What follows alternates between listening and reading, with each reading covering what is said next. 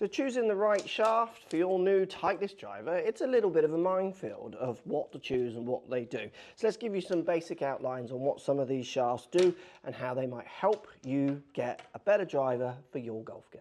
Project X Denali Red to kick us off. This is the shaft I've actually got in my demo Titleist. Now all these shafts come in different weights and different flexes. So think of a lighter shaft as something you might be able to move a bit faster, and a heavier shaft as something you will feel more in your hand, and you might swing it a little slower than a lighter one, but that's not always the case.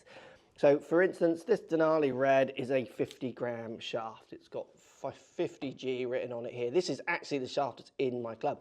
So I'm quite unique that I use a 50-gram shaft swinging at the speeds I do. I just like the feel of light clubs. Now, when it comes to what these shafts will do, the Denali Red from Project X, this is a mid-high launch and spin shaft. So it's going to launch mid.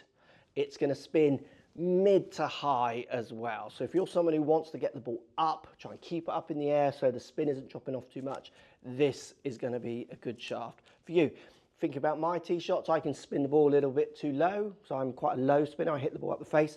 So having a mid-spinning kind of shaft is something that kind of goes inside with the way I hit the ball. So this is the Tensai Blue 1K from Mitsubishi. This is a mid-launch and spin, so right in the middle range. Again, available in different weights, different flexes. This is probably the most common, most kind of popular, because it is in that middle range. This is a 55 regular, so 55-gram regular flex, but again, different flexes, different weights available. Again, if you want something which is in that middle range, you don't hit it particularly high or low, this might be one that suits your driver. Project X Hazardous Black 5th generation. This is mid-low launch and spin. So you're going to get slightly lower launching in theory with this driver and a little bit less spin. So if you're someone who gets the ball going up a little bit too high, maybe the ball balloons up and spins, this might be a better option for you to start than some of the other ones. Remember, the differences between these shafts are going to be very, very small. So I wouldn't overthink this, overpanic this. These are the guidelines of what these shafts will do. We don't have the Mitsubishi Tensile 1K Black with us.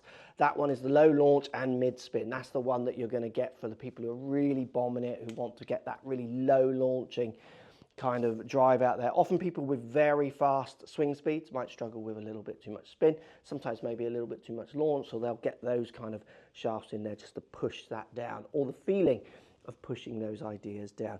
Always lots of options when you come to shafts in the new GT range from Titleist as well. They're the premium shafts in there also, offering that little bit more feel, design.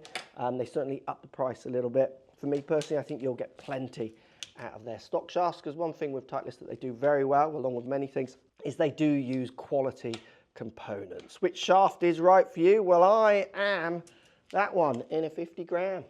I like a light golf shaft personally.